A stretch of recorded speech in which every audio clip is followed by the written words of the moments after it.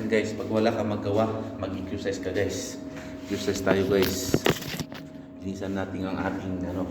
Yan.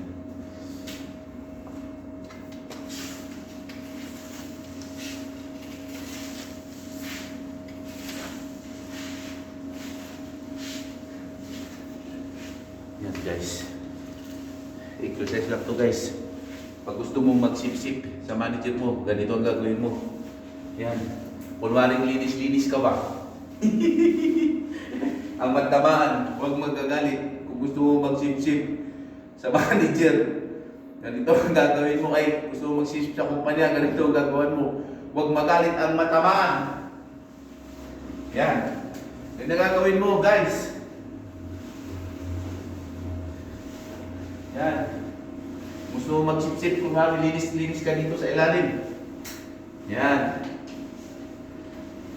Hindi.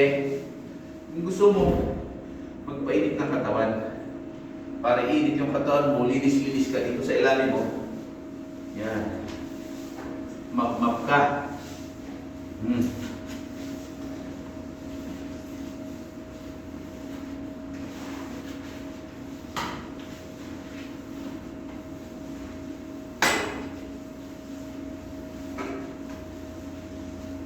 Yan.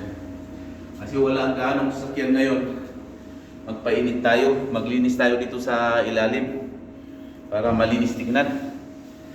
Yan. Yan guys, bye-bye.